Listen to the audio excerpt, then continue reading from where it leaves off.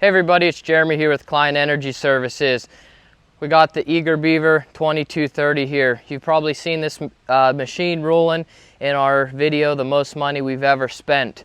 Some of you asked in the comments about us putting a video out of pros and cons. Well, the pros to a chipper is that it chips wood, but anybody that has experience with equipment knows they all have the pros, they all have the cons.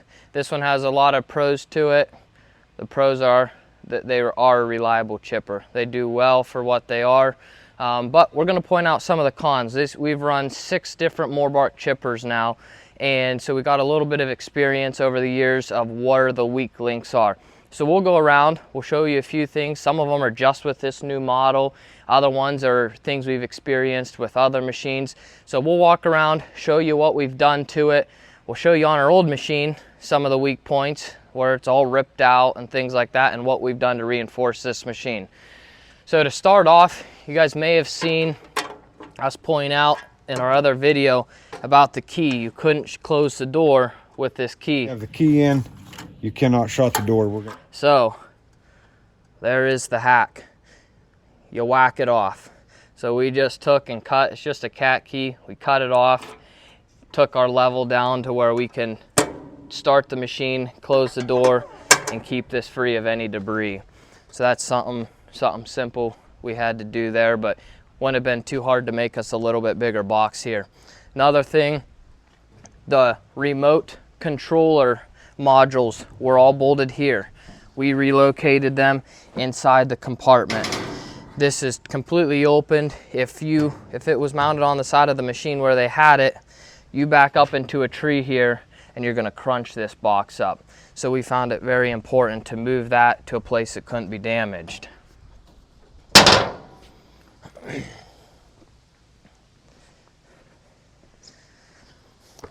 Another one of the flaws, you could say, is underneath this cover. I'll take the phone here, Jeff. Under this cover, this is the fuel gauge. Well, you see, it's all plastic. You hit this with a stick, anything, and this thing shatters apart. So wires run through here. We just designed this very simple little cage, welded it together, painted it up. If we need to get into it, we open it up. We can pull the pins, take it out if we need to. So that's something simple, but it saves you a lot of hassle when you break these. So down here, this is the hydraulic cooler, and it's an electric fan that cools this hydraulic cooler. And over the years, we've experienced, this is an open top here. And what happens is water, snow, ice goes down in here and freezes that electric fan motor up. And it snaps the main fuse that powers the entire, provides power to the whole machine. So we've just bolted a cover onto here so that any rain, snow, everything will go off of it, and we won't have that problem with that fuse. Now you'll see we got a lot of extra metal on this machine.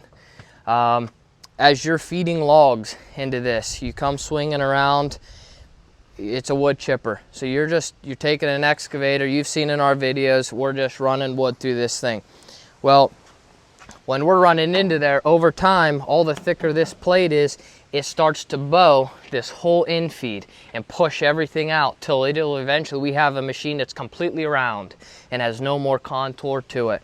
So what we've done to fix that is we've taken some 2-inch angle, we've reinforced this lip because our grapples will come down and crush that lip down. So we've reinforced that with 2-inch angle and then reinforced all the sides so that this machine doesn't start to bow and crack apart. Our other machine we have, our other 2230, we decided to put 1-inch angle on it. And we thought, hey, that should be strong enough. Well, you'll see in a clip I have of that machine, across the back where most of your logs hit, that 1-inch angle is just bowed right out. So even putting 1 inch was not strong enough. So this time we said, you know what, we're gonna go to 2-inch angle and see if that's strong enough to withstand the abuse that these machines take.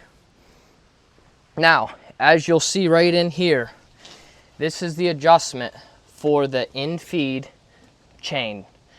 And you can see the bolt slides that this tracks on. Well, typically this is wide open. We have added that in there, that plate in there, to protect these slats from being ripped out. Now you'll see on from the inside over here that these are completely solid now. So what we did was we drilled these to run in them slots, and then whenever we're ready to adjust this chain, all we got to do is loosen these bolts, slide our plate out, and then we'll just trim the excess off. And we'll just keep doing that over the years till we have this adjusted out as far as we need. Normally what we end up having to do, as soon as you get a tree to come in here and rip these things out, or a grapple comes in and you get a hold of them, then you're spending, the next time you got to adjust this, it's hours of work and torching and heating to try to straighten all them out. You'll see on the other chipper, they're bent around like curly fries, and it's just a pain. I don't know if there's a better way to design these, but we found this. This is our first time with a machine making this setup on it, but I think overall it's gonna do the trick. All right, so the last thing we did was put a brace for the air box. You'll see on the other chipper, just like this model, our older one, how wobbly these air boxes are. There's no bracing in this panel for this whole air box, and there's a lot of weight sitting here. So these things will just bounce and bounce and bounce. And if we put tracks with our grousers on them, then these machines run very rough. And when they're running rough, these things will about, come right off the machine. So Josh made us up a little brace there and has made this unit much solider than what it was. All right, guys, we got the new 2230 all fixed up here. All the projects we're working on are done. Like I said, these chippers are great machines. We've not had many issues with them. A few DEF issues with a couple of the models, but nothing major. As far as the chipper goes, they've been good, solid running machines. These are just a few weak points that we found over 6 chippers and now years of running them.